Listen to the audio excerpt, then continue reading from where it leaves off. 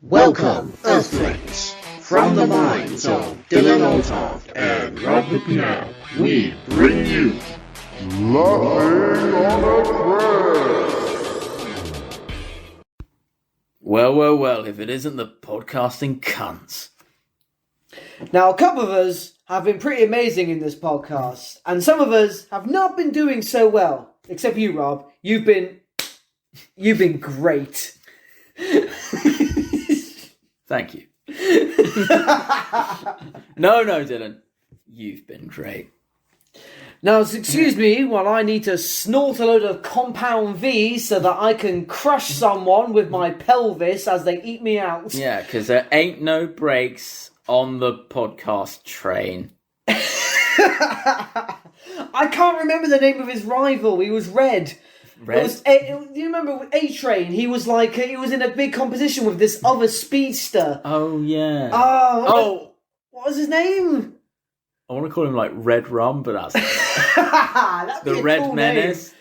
the Red Menace, the Red Peril. I don't fucking know. We'll go with that. Hello there, everybody. Yeah, welcome to the next episode of Laughing on a Prayer. My name is Dylan Oltoft, and this is Rob McNabb. And today we are doing a very specialised episode. Once again, we have touched upon superheroes before, but we are doing a very different episode regarding superheroes. We are touching upon, I guess you call it a subversive superhero? Yes, we are. A TV series that not everyone... It is a TV series that not everyone may have heard of. However, It's pretty heavily memed. It is pretty heavily memed. However, we talk about whatever the fuck we would like to talk about, and we decide that we're going to talk about this. So, strap in. That's enough about my private life. As we talk about... I talk about... the girls. No, the boys. The boys. That's what it's called. Those are different boys. Or how. But enough about my Friday nights. Or however they choose to identify. However, we are talking about this specific TV show called The Boys. Some of you may have seen it. It is on Amazon Prime, and it is definitely worth a watch. I would honestly say so. I've watched a lot of media regarding DC and Marvel. We've watched Invincible. There's been a lot of superhero satire things, but this, I'd say, has come the closest to actually... I'd say the other example, that has come into, like, superheroes in reality was that shitty Will Smith movie, Hancock. I get major... I love that film.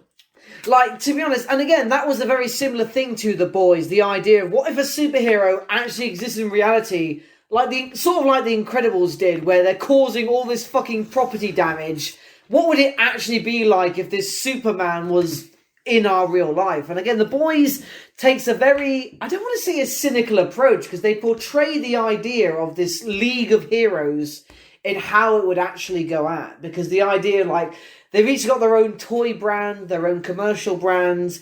And again, they have their own movies, because there is a Wonder Woman. She's literally wearing the clothes. They call her fucking... Brave Maeve. No, I think Maeve's the name, but she has her own like superhero name to it. I'm pretty sure her name is Brave Maeve. But like you said, you do have... So, like, for instance, it's probably no secret that... one of the probably greatest villains is called Homelander, who's clearly a step in for Superman in this world, because he has the blue outfit. I do like Homelander's outfit. The whole.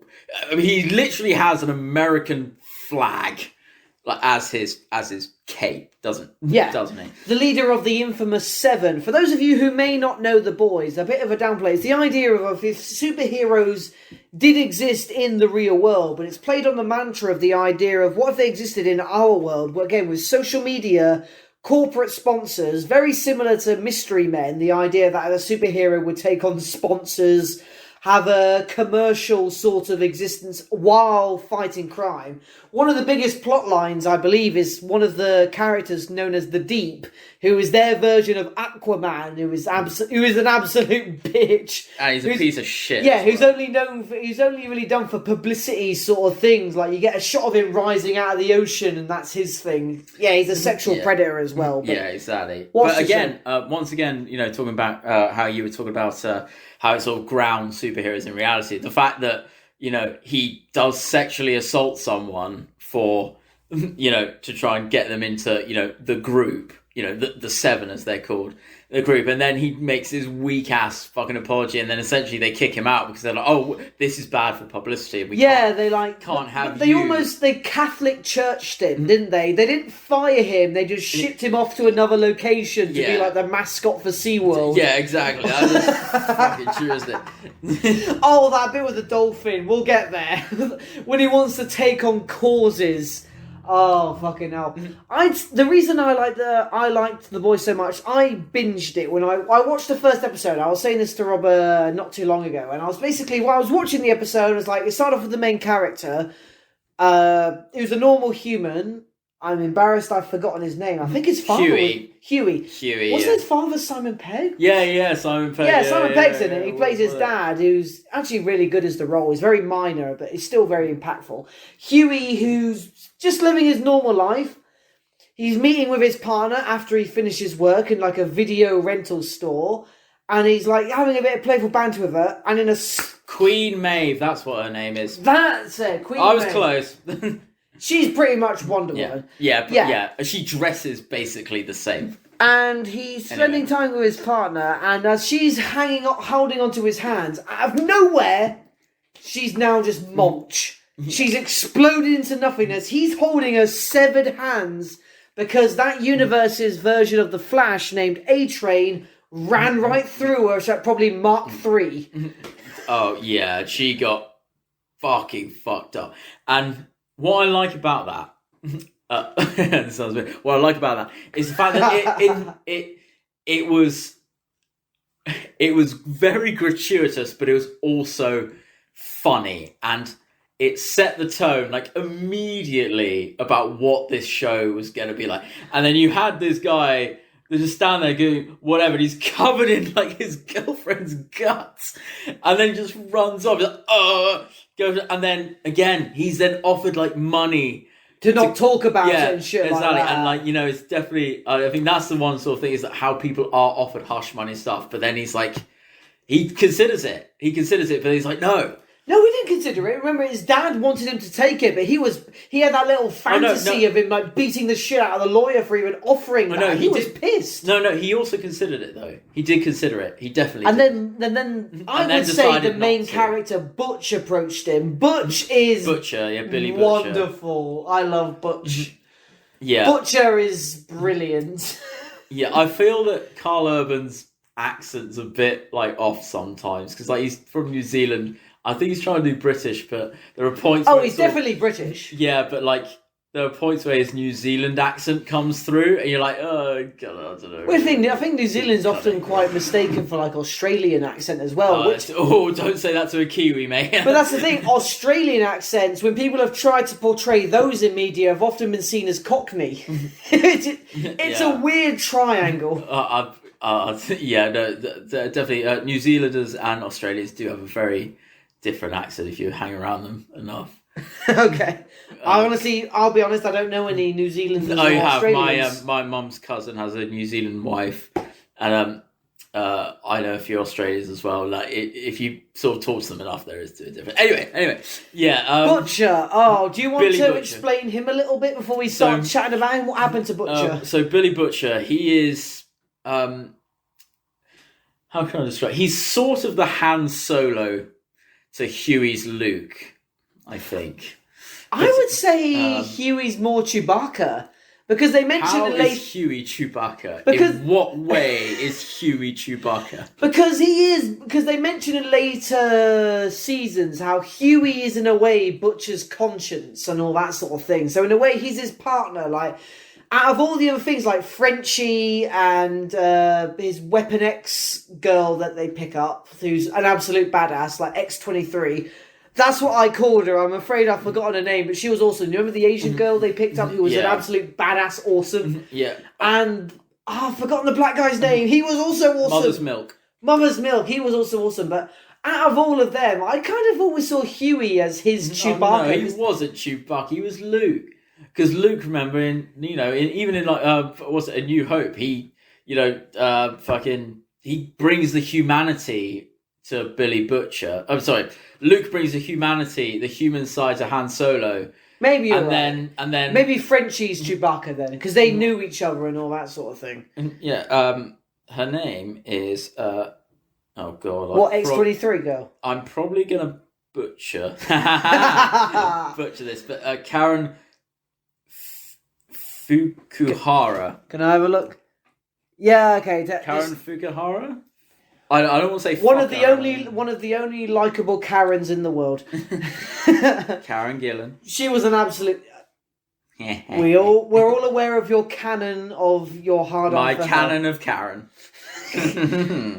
Is that what you tell her it's called?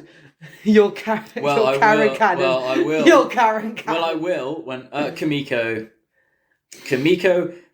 Oh god, that's even a harder name to say. Kimiko Miyashiro. Who's this? You know the Asian, the Vietnam. What, the X-23 girl? Yeah. Well, wait, what was that Fukuhara name a minute ago? No, that was the actress's name. Oh, okay. Kimiko Miyashiro is the character's name. She was absolutely awesome. Yeah. She was really cool. Actually. The reason Butcher gets involved in any of this, Butcher's goal, for those of you that don't know, is to bring down not only the Seven, but the entire superhero franchise that exists, because his wife mysteriously disappeared and that he believes was murdered by a superhero. We'll do our best to limit spoilers. If we do mention it, we'll say spoiler. Should we just say spoilers now? Like, guys, there are going to be spoilers now. I don't want to take on the responsibility of carrying on saying spoilers. Watch The Boys. Watch The Boys and then finish this episode, I guess. Yeah. Or finish this episode and then watch The Boys. Just watch this episode. We won't represent the show that well. It's really amazing. Come on. It's like, what is it, 9 episodes? Like 2 seasons, I believe. There's 2 seasons of I can't remember. Oh, yeah, it's probably like that. You got time, watch it. Yeah, exactly. Oh, no, wait. Lockdown's over. Just watch it. All right.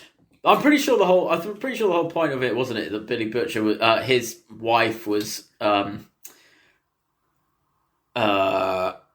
oh wait, we don't have monetization. She was sexually assaulted by Homelander. Yeah, by Homelander. Well, that's the thing. We know she went into the room now, but then again, we technically don't know if he forced himself on her or not. We saw this footage of her going in there and then coming out looking a little dishevelled and all that. We don't necessarily know if she was forced upon.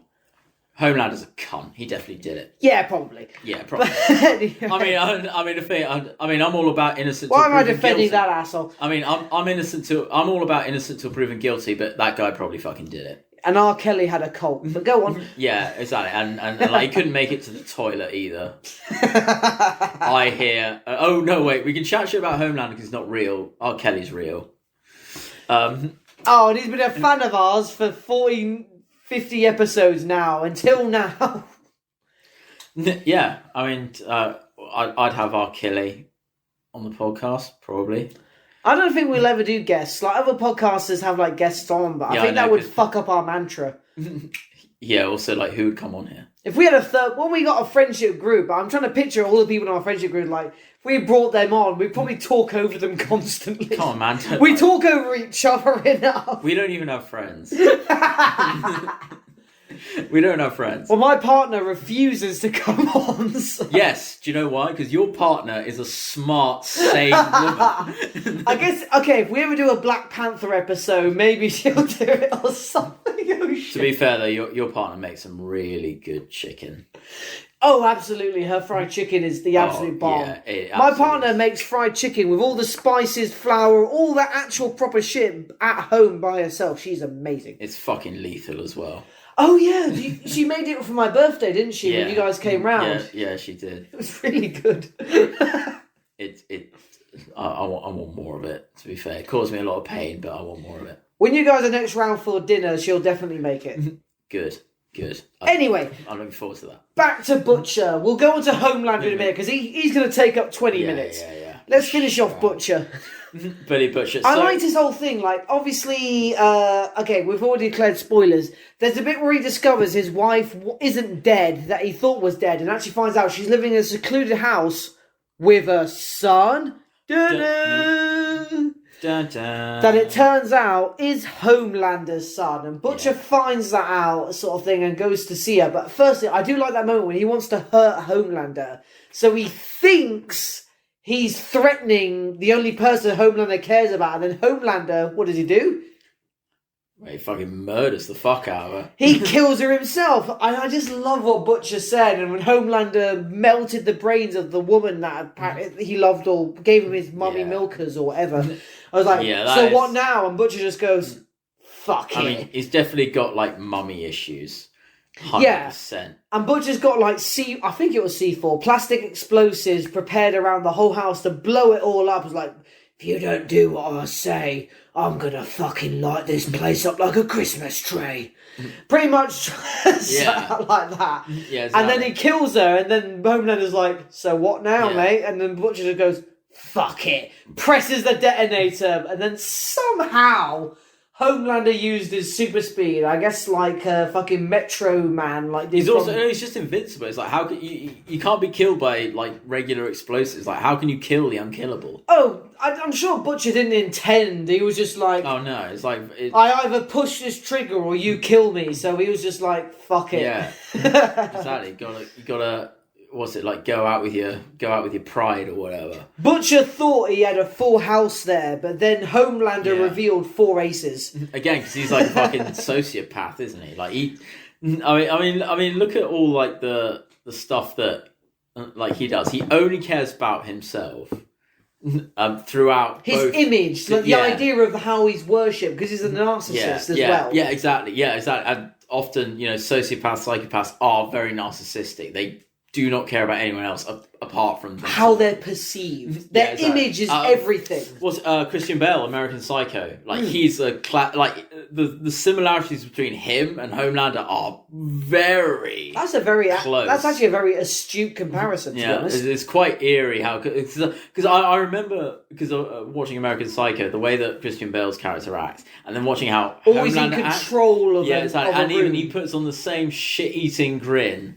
And stuff like that. You're like, they are kind of saying, and also, they only care about themselves. But again, remember that first episode when, what was her name? Starlight. Starlight is a girl we're introduced to very early on who's just joining the Seven. Like, think of the Seven as the Justice League. Yeah, because and she has.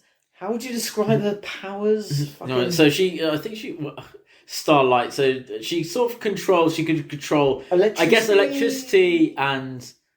I think it's electricity. Some sort of barrier power, energy-based kind of power, where she can, manipulate kind of electronics and things like that, and she can also control electricity a little bit, not like Palpatine, but a little bit like she can unlimited power.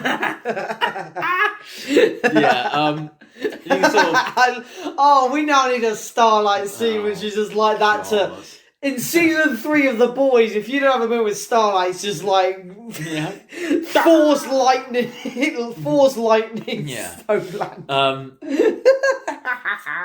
But again, so the first is I think it's even the first. Yeah, it's the first episode with her.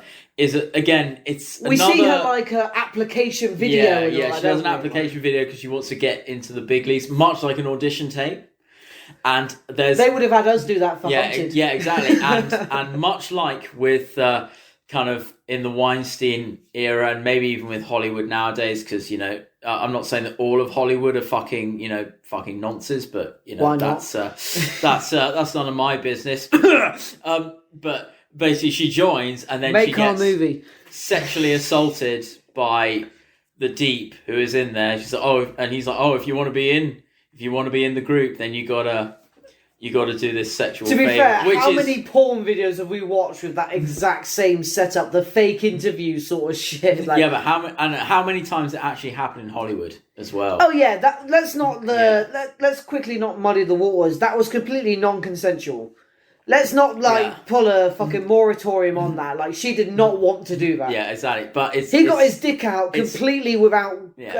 It's commentary. It's commentary on sort of on big corporations and the abuse that happens, which I think I've talked a lot about how some sort of shows kind of are very ham-fisted with kind of commentary, whereas I think The Boys, the subtlety of The Boys, does it very well, and like you know what they're talking about, but it's not too sort of just kind of forced. Yeah, it's not ironically forced onto you. Yes. And it's one of those things where like I can definitely draw conclusions in the same thing. It's about portrayed as though it's so normal, it's not even looked at. Yeah, exactly. And the Deep acts like is it so? Even with what's his name, the invisible guy, Translucent. Yeah, he's just like watching like women. Oh yeah, he's in the women's bathroom, isn't he? And even with Maeve, she's like, "Oh, it's normal." It's like, yeah, but it shouldn't be. It should, and it's definitely. I think it's definitely a jab at Hollywood, which it should be because Hollywood's full of nonsense. Yeah. All the positions of power seem to be women. Like the person that handled Homelander was a woman and all that sort of thing. So a lot of the publicity people were women. Mm-hmm. So it's trying to have its cake and eat it too. It's like, yeah, there's corruption in the entertainment and commercial industry, but look at all these women in positions of power who are letting this happen. Or just anyone that's letting it happen. And I'm not saying that there are plenty of women in positions of power that may sleep on these issues sort of thing, like publicists and all that sort of thing that cover up. Like, I'm sure there are many, I'm stepping into allegation territory, so I don't have to say it. I'm sure R. Kelly or Bill Cosby had female publicists that probably defended it. Yeah, that's how they managed to get away with it for so long. Yeah, these female publicists and all that, they managed to get on these female talk shows. And if they'd had the time, they probably would have had the Deep on a female talk show, like in American Dad, Morning Mimosas, where he comes out as a feminist and all that sort of thing. And even like in BoJack Horseman. And even there's the the part where they're trying to sort of mend their image and trying to do this. Wasn't it that cult that he joined the Deep? Yeah, he did. And again, is that Do you a jab? Want a Fresca? Is that like a jab at Tom Cruise for the Scientology thing? Yeah. I think that might be. Yeah. Yeah, I think it might be. But there's also the part where they try to make Maeve a lesbian in one of her films and stuff like that because they're trying to be inclusive, and they don't. No, they discovered she was a lesbian, and they wanted to make it a big deal because of trends and all that. But her partner wanted nothing to do with it. It was and left Maeve as no, Maeve, we can't have your partner leave you. You're the symbol of lesbianism in superheroes. And there's it's like the virtue signaling. It's like, oh, we need to do this because of this. It's like, nah. Yeah, we need to take advantage of yours. And I think it's definitely, because it's really good. It's really good commentary. Satire, I think it's more commentary than satire. Because loads of people say, oh, these celebrities are my heroes, but they've actually made them heroes. In the Boys. Yeah, they're all completely fake. Yeah. They're becoming, little by little, every episode, they're becoming less of people and more of products. And also, they don't even have superpowers. It's all based on a drug that they're taking. They're not even superheroes. Would you say Captain America's a superhero? Well, yeah, but we're not talking about... Yeah, but we're not... Super Soldier Serum, that's basically what Compound V is. Yeah, but we're not talking about Captain America, because he's in the Marvel universe. Well, I'm just saying, what your definition is a superhero? Well, no, that's neither here nor there. What we're talking about is that all of the superheroes that people idolise are just on drugs. Okay. Are you saying that's commentary on drug use by athletes that are celebrated? No, it's on the fact that people uphold, or people put, the Seven and superheroes on a pedestal, even though everything beneath them is fake. Well, the way... they don't actually have superpowers. They're just taking drugs. Well, Lance Armstrong took drugs to win Tour de France. Yeah, exactly. That's it. They all put them on a pedestal, even though they're nothing actually special. They've been taken up by... reason why their powers are real. Yes, but not... They don't actually have those... They didn't... Those aren't those actual powers. They're powers taken from nefarious means. They're powers acquired from nefarious means. So because they're not born with it, is what you're saying? Yeah, and that's the whole point. They give the illusion that they're born with it, but they're not. Exactly, much like... It's manufactured. Kim Kardashian. That's I think Celebutants. Yeah, exactly. That's the whole point. Okay, I get what you mean. Yeah. So I think there's again they take the piss out of that. There's the movies they make about them and all that sort of thing.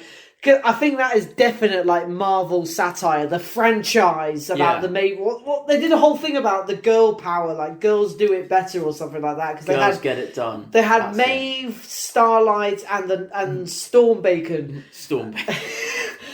Quick thing, those that know the show know why I call her Stormbacon. And they had the three of them doing like a girl power movie. Yeah. Sort of like Captain Marvel was. It's virtue signalling. It's like Captain Marvel. And it's the satire on all of that. And also like going into like shops and stuff, like you see like sort of, you know, the cardboard cutouts of all these, you know, quote unquote super A-Train mentioned that, didn't he? To Huey, how he was a fan. Yeah. Like Huey actually really idolised A-Train. He had his memorabilia and his shit. And you know, Starlight said that she idolised the Deep, but then got sexually assaulted by him. Yeah. Also, I have absolutely no like when the Deep got raped and like fingered and shit. I was like, yes, mate, you deserve to get raped, you fucking cunt. Sorry to add a bit of modern social commentary onto this because I don't like to date our episodes. I like the idea that they can be viewed anytime. The former actor of Drake and Josh, Drake Bell, is currently under trial because he's been implicated in inappropriate activity with minors. And it was the exact same situation with the Deep, how Starlight came in and said, when I was a young girl, I had such a crush on you. And the actor Drake Bell actually did the exact same thing on Twitter. With minors who would say the same thing to him. It was like, I used to have such a crush on you, and Drake Bell would apparently reply back saying, what, used to? You don't anymore? And shit like that. Yeah, it's the fucking imbalance so this of is power. Still so fucking accurate. relevant. Yes! It's relevant. Because people still abuse this shit, like washed up has-beens. Because the Deep turned out to be a joke, didn't he? He was like... It's the imbalance of power as well, but like the fact he said he was like, oh, I'm number 2 around here. Yeah, but the fact that he got like fingered and raped, I was like, yes, mate. Yes, mate. That bit with the dolphin. Can we talk about the bit with the dolphin? Oh my god. There was a moment with the Deep. The Deep was starting to lose popularity because all the shit that came out about him, and he the fact he's a cunt. He's still a cunt. And he wanted to get into causes like freeing captives from like SeaWorld.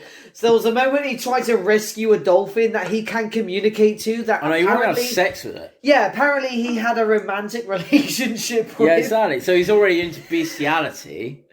Is it bestiality if it's a fish?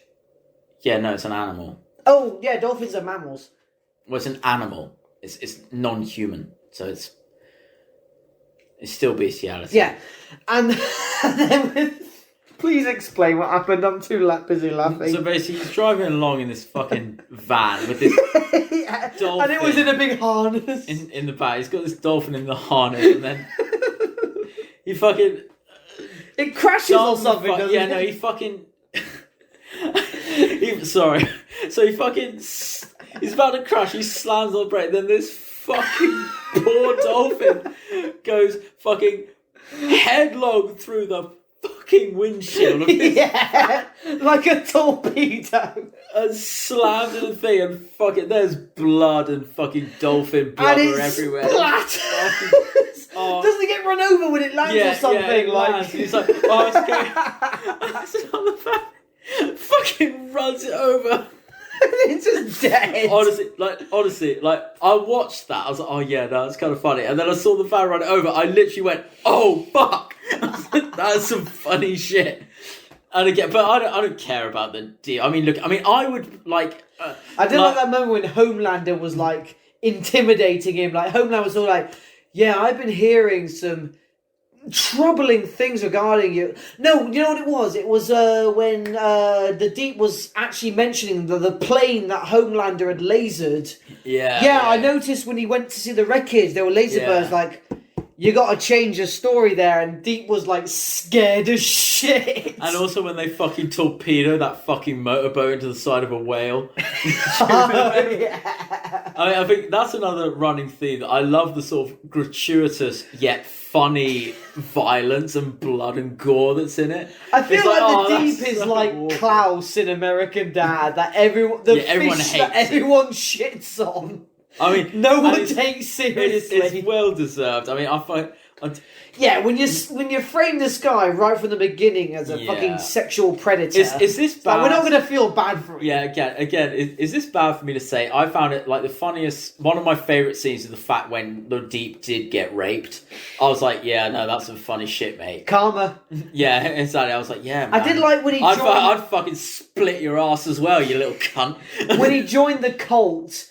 And the guy that made him join was basically that world's Hawkeye. Yeah. Hawkeye. Trying to justify why using a bow and arrow is better than a gun. It's like, Red Arrow, his name was something. And I think they even like had a thing. It's like, people have guns. Why do you have a bow and arrow? It's like, because, it's like, I think they even do that because that's the whole thing. I can't remember exactly what they said. It was like, he was using some projecting bullshit. It was like... it's a recognisable weapon of traditional warfare. Just bullshit like that. Yeah, exactly. It's like, but why don't you And then the Deep had to go through this fake marriage with this fake wife and all that, just so he could get back into the Seven. And then he ends up, what is it? A-Train gets back, but he doesn't because he's still problematic. So A-Train gets back, like, you're being a real toxic personality. Yeah. Sort of. And again, I liked it. The thing where they had that Starlight and that other whatever the fucking religious dude. They had that sort of rally. Where the religious dude was like doing baptisms and shit like that. Oh yeah, that Huey manipulated her into seeing him. Yeah, and then claimed he used to be his former lover at that club. Yeah, I think. I don't know. What do you think about Huey, though? Like, what do you think about Huey as a character? Do you mean whether he's right or wrong for what he did? No, just like, do you like him, or like when he's on screen, do you enjoy him? I think he's very believable as this kind of like. Again, he started off working like a video rental store, and like Simon Pegg from Shaun of the Dead, and because he was Hot Fuzz, the better film, and because he was thrust. No apologies there. Because he was thrust into this world, because Butch approached him after his whole girlfriend thing. He didn't want to sign the non-disclosure, and then Butch approached him and said, "Right, this is how you do it. Right, you get the person, you go to the building, you plant this like."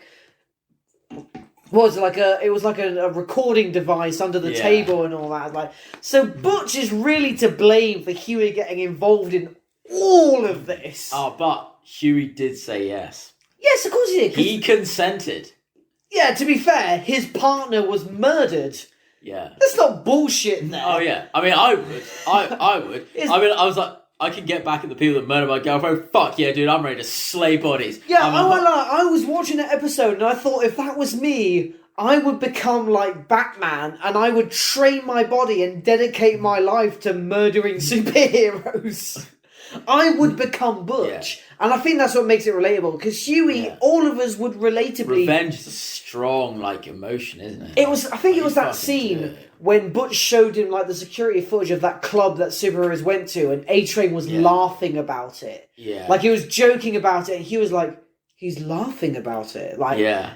And as Huey is a character, I think he's the most realistic portrayal of how anyone would go through this. Maybe a few people would back out. Maybe not, detonate the pipe bomb at Translucent's ass. I don't know if every person would do that. No. I mean, the thing is I was kind of upset. Maybe it's like the Walter White thing about murdering a Crazy Eight sort of thing. Would they? Wouldn't they? At what point does a real person cross that line? Yeah. Sort of I mean, for me though, it's to be fair, I love it.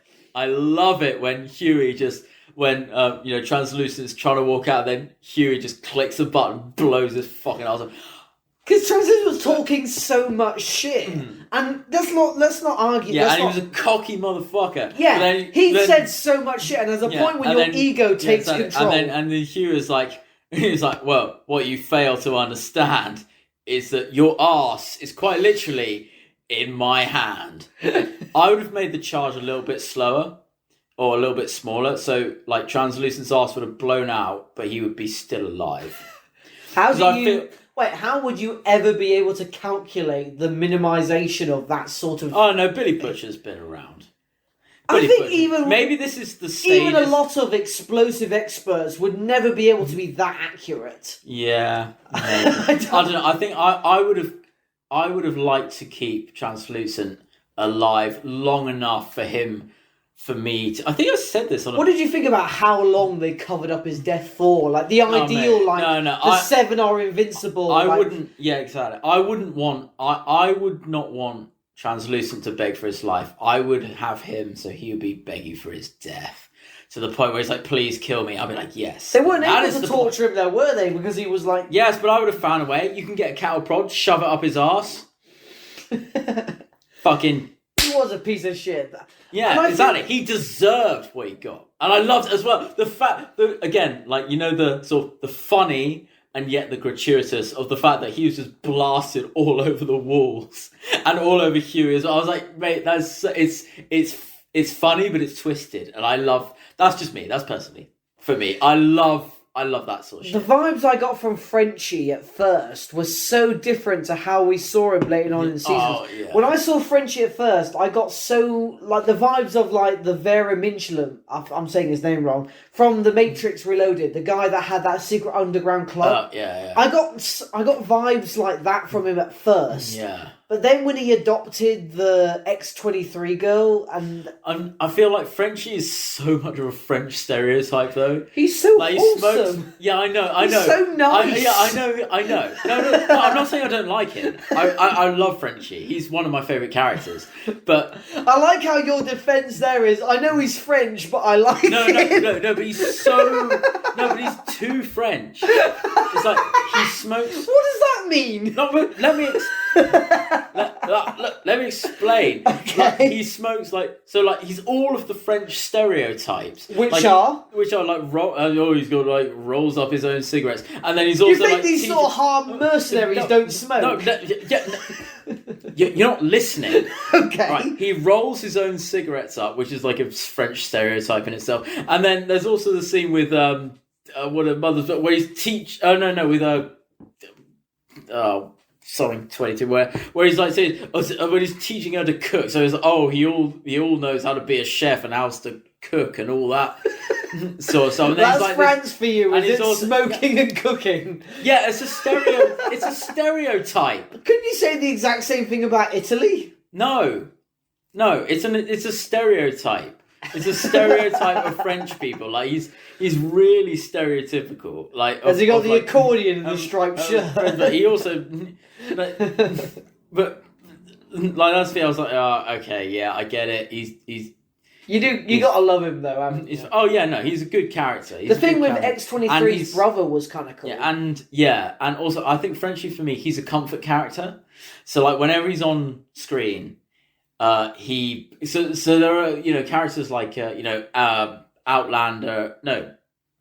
Fuck, that's a different show. Homelander and characters where like there's lots of drama and lots of uncomfortable stuff. But Frenchie, for me, and Mother's Milk, they're comfort characters where when they're on screen, they make you feel like a little bit more comfortable. It does help that with Mother's Milk, our first introduction of him, he was like running a youth shelter, I believe it was. Yeah. He was like trying to rehabilitate troubled youths. Yeah.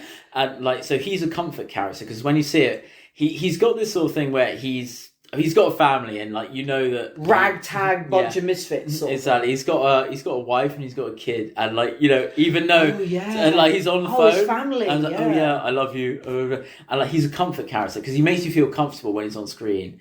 I think that's quite a good thing because like I've been listening to a lot of Harry Potter, but like people like Neville Longbottom, Luna Lovegood, they're comfort characters. So when they're ever in the books or on screen, they make you feel more comfortable and You're stuff not like preaching that. to the choir here. I hated Luna Lovegood. Well, that's because you're a sociopath. And... No, it's because she was weird just for the sake of it, and as a weird person in the book or in the film. In the film, I never read her in the book. In the book, she's different. She's way more funny in the book as well. Really? Yeah, no, she's quite hilarious. Okay, full disclosure, no, I haven't read that far. I read the first 3 books and got bored, if I'm being honest. Third book and then I saw all the films. Oh yeah, third book's the best. Anyway, I tried. But yeah, no, Mother's Milk and Frenchie are the boys' books? No, I don't I think so. bet you there's a comic. Oh, They there must must be be. based off something. Oh no, I think they are. I know Invincible was based off a comic. Jinx. I'm pretty sure The Boys is based off a comic. I'm pretty sure. No, it definitely is. Yeah. Yeah, no, it is. It is. No way It is. Amazon would be that good. Yeah. What I'm going to go on to sort of. Can I quickly say something else about Mother's Milk before you quickly go on? Yeah. For me, Mother's Milk, his character development all through, I think was the most engaging. I did enjoy Frenchie and his I relationship agree. with the girl, but I agree. Mother's Milk with his family, trying to keep them safe while he's doing his thing. Like, he had to relocate them at one point. There was one point when they had to come to the hideout because they weren't safe at home anymore. And his priority to them while still trying to do what was right. Personally, he should have been the main character.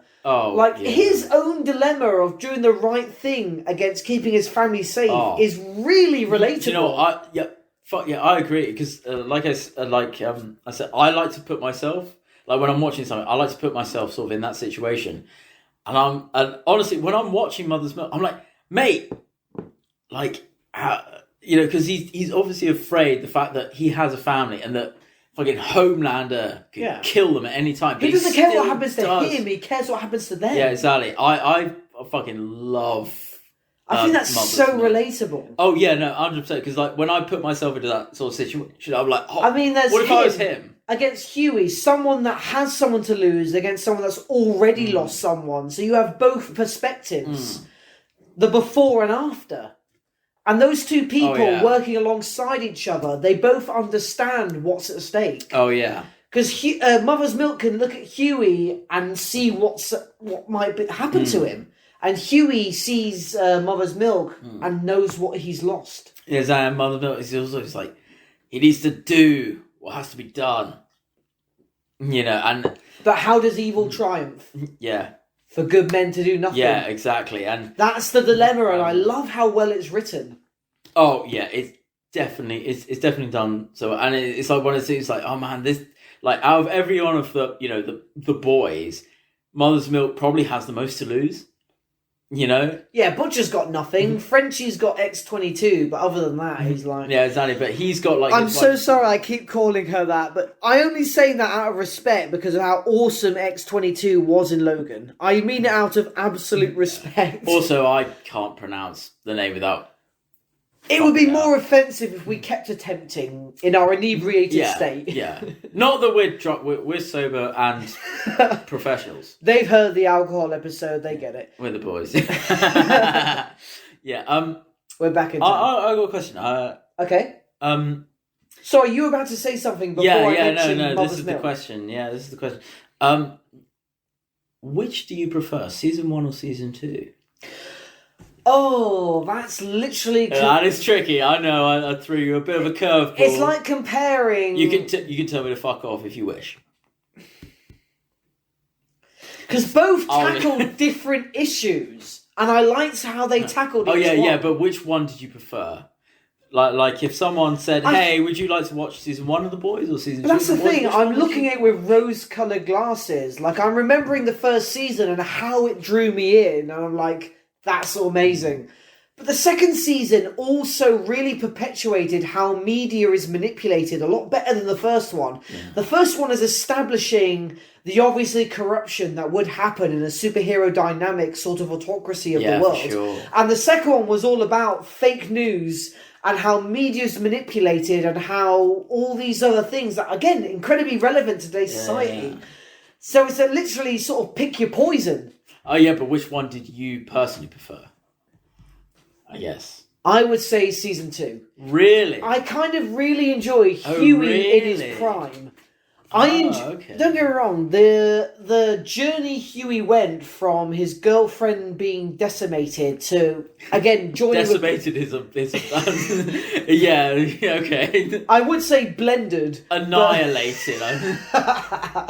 Euphemisms for days. But in season 2, he is so engaging. He's actually capable. He's not just like, as we've established before, an observer. He's like really He's being not passive. He's really getting involved active. and actually doing stuff. Yeah. And again, with Starlight, who he is convincing at the same time to stay on his side, while Homelander is threatening her with his eyeglass. Yeah.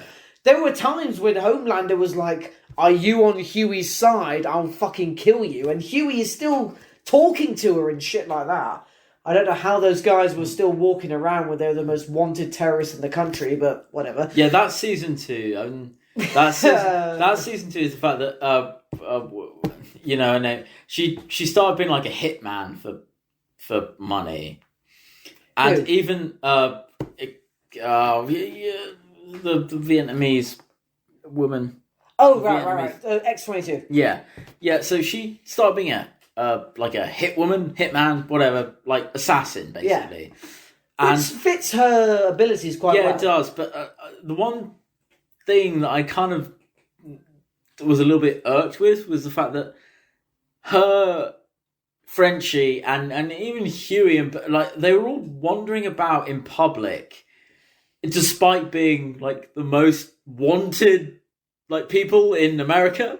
And you're like, why would you be wandering about like that? And no one looked at them. No one saw. Was it more the fact they were wanted more by the superhero agency than the police? Oh no, they were like national. They were national, like most wanted. They were like national, but they were like walking about and like. Well, okay, but didn't Butch have a connection with like the leader of the CIA? So maybe... yeah, but it was Vought and everyone else that were like doing it. I was like, why are you guys like wandering about as if it's like nothing? I mean, don't get me wrong. Hiding in plain sight. Yeah, but no one would ever actually believe Osama bin Laden to be like in like the middle of a town square. So everyone looks at him and thinks that can't be him. Yeah, I don't know, man. I know I'm really stretching here. I don't know. I just thought like it was like, oh, you guys are the most wanted people in America, and yet. Like, you're all walking about as if it's nothing. And also, there's another thing in season 2, this is specifically to season 2, is that they have, the hospital or the asylum where all the... Oh, yeah, it's definitely it's like, this is impenetrable. No one can get in. But then they get in just wearing nurses' uniforms. Okay, and then... Okay, so you get in with no problem. What was his name? The fire torch guy. The that flame guy. Lantern. Something lantern, I think it was. Bright lantern, whatever. Yeah. So it's like, oh yeah, no one can break into there, but then they break into there really easily. And they turn lantern to their side. Yeah, and then there's the other thing where, Starlight's being in prison. Oh, no one can get into there. But then they get into there like Huey. Well, they kind of had a plan, didn't they? Like, yeah, I know. It but was sort of like a heist sort of thing. Well, yeah, it was. But the thing is, it's like the two places they said no one can escape from there, no one can get into there, and yet they managed to do both of those things very easily. I was like, how would you have done it then? Well, I wouldn't have. I would have fucking failed because if there was a place that someone said no one can get into there. Didn't they fail? No, they I remember they at the end of that episode, like Homelander just sort of arriving or something. Well, no, it's not about Homelander. It's about getting in and getting out of two places. It was like, Stormbacon did arrive at some point. Yeah, I know, but then she fucked off. It was like, oh look, there's this asylum that no one can escape from, but then they managed to escape from.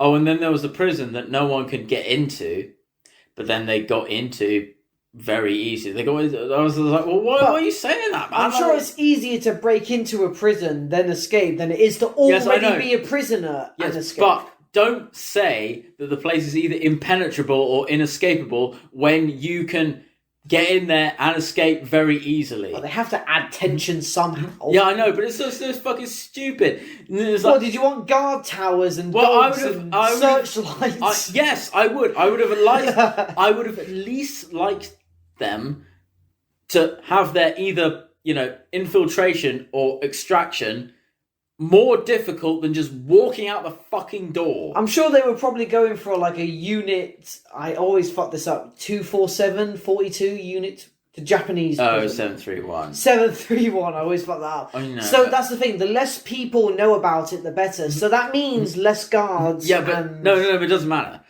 don't call it impenetrable or inescapable if getting in there is really easy and getting out of there is really easy. All right? Because that means that it's not impenetrable. That means that it's not inescapable. It means that it's really easy to do that stuff. But right? At least have tension. But I still go with season 2 because I feel the commentary on that is a lot more... Okay, let me justify this. This commentary on season 1 is timeless. The commentary on season 2 is currently relevant.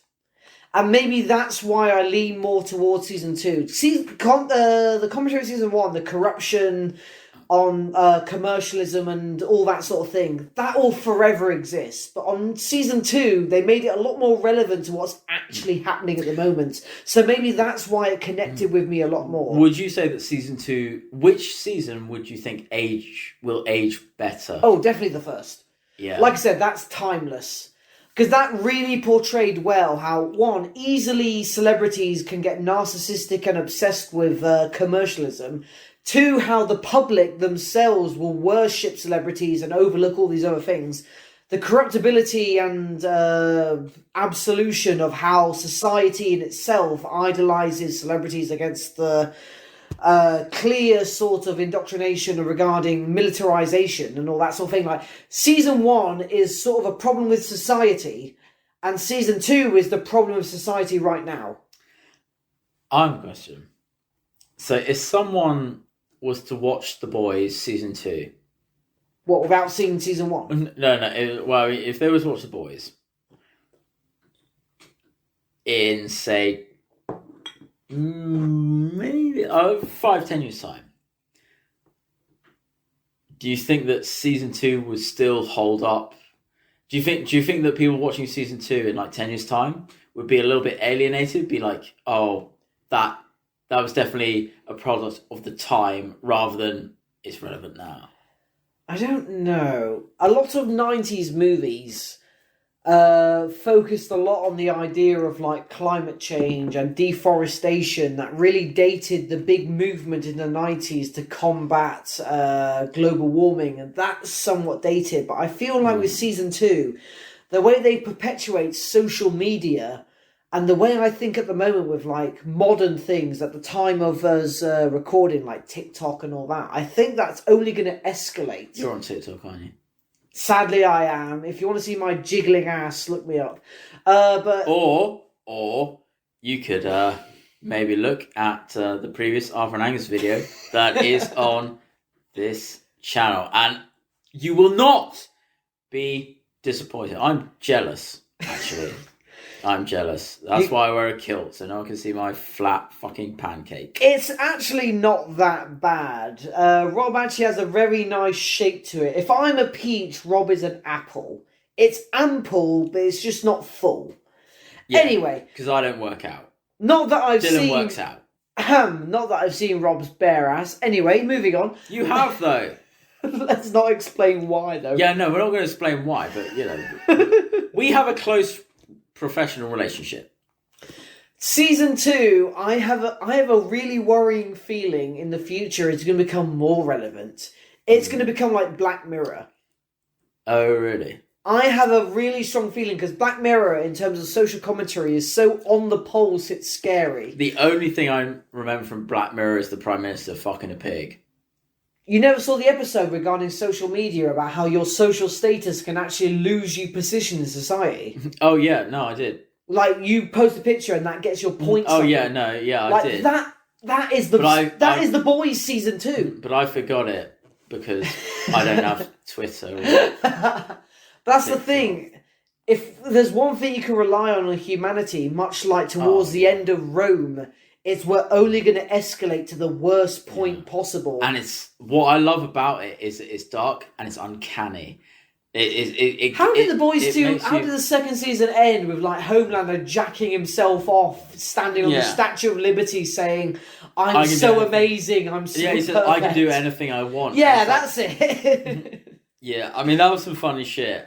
But again, it was really good. It's like a fucking it's very much the actor who plays him, can we quickly point out, did a great job. Oh yeah, I mean, and I will say, like, if you can make people so angry at you just, because of the lines that you say, that is a testament It's to sort your of like if performance. Ramsay Bolton was a superhero. Yeah, I mean, you do that as well. Like, yeah, it's a testament to your performance for sure. The actor, I can't remember his name for the life of me, but like the fact that I can, again, hate Homelander so much means that the performer, the actor, did a fantastic But you want to job. see what he's going to do next. Yeah, exactly, and I commend that actor 100%. There are a few actors that can sort of invoke such frustration in me as much as that little Homelander daydream can. he had of laser eyeing Yeah. that whole crowd yelling shit Yeah. at him was like, Oh oh yeah. god, there's so much more we can talk There about. is But so we're getting much. to But- the end. I think for the boys, for me, just to round it off with the boys, I think what I like about the boys is the fact that there has been a whole saturation of superhero films. Marvel, yes, I'm talking about you.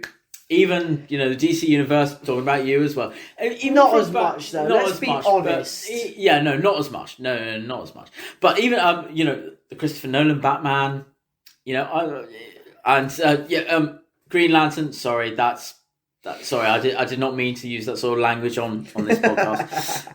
But superhero films have been a big thing for a really long while. And I think what I would say, as my last sort of testament on this particular podcast, is the fact that I think The Boys and Invincible, which we will do, is the perfect time for these kind of anti-superhero films to come out.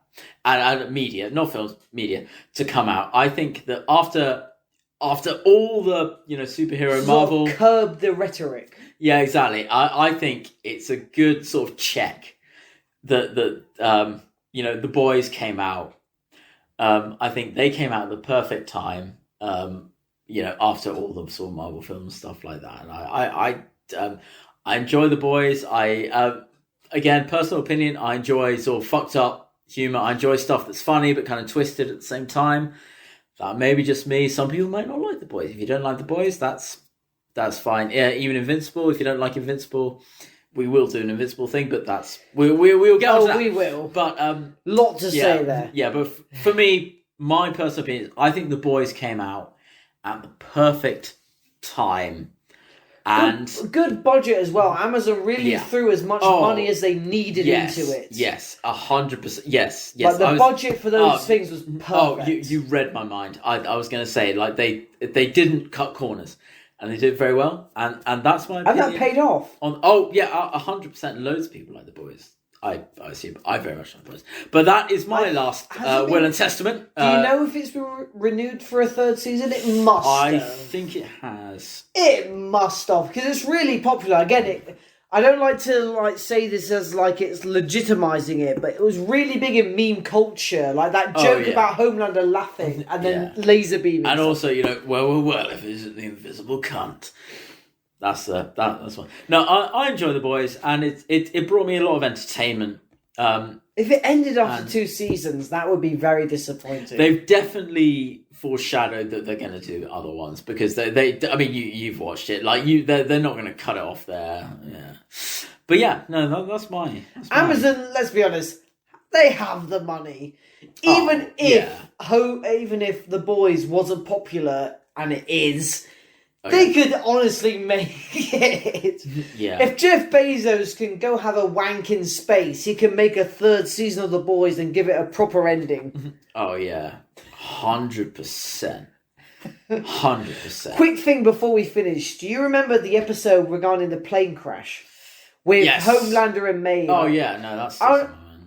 The reason I bring that up is because that was such a really good stellar moment that stuck with me, because she mentioned after the defeat the terrorists, but in the process they accidentally made it so that the plane's going to crash no matter what.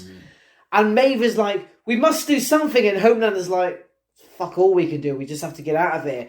And all the people on the plane are like, are you guys leaving? It's like, no, folks, we're not leaving, don't worry about anything. It's like, that was such an uncomfortably real fucking thing. And there was also the part where the guy was like, you're going to leave us, and then Homelander threatens him, saying, it's like, sit back in your seat or I'll fucking kill all of you. And he's like, oh man, so fucking... again, it's like one of those things, it's like, just because someone's your hero doesn't mean they're a good person. And I think it's because that stuck with Maeve for so long through the rest of the series. It was like with her partner as well. Though. She's compliant in all of this stuff. What could she have done? Yeah, that's even if she fought against Homelander, she wouldn't have saved that plane. Yeah, that's what makes her a very kind of. I'd recommend if you conflicted character and tragic. The fact is that she knows that Homelander is by far the most powerful. However, and again, it's what I think I like about the ending of season 2 is the fact that Homelander is not defeated by some sort of superhero. He's actually defeated by humanity, and he can't do anything like that. And then what's the best thing? He does care about his son, doesn't he? Yeah, it's have a wank. That's all he can do because he's so pathetic and such a pussy. He says he can do anything he wants, but he knows if he does, he'd lose the thing he values most. And again, like you and I know, it's like maybe because we're toxic males, obviously. But it's like if a guy tells you how great he is, yeah, he probably ain't that great. He probably ain't that great. Projecting. Otherwise, why does he need to say it? Yeah, exactly. If you have to tell people how great you are, you're probably not that great. I mean, we know that. We know that from experience. What is it Tywin said? Any king that has to say, I am the king, is no true king. That is true. And I think that is probably the perfect time to end. Ladies and gentlemen, stay young, stay gold, and until next time, you've been listening to... Laughing on a Prayer.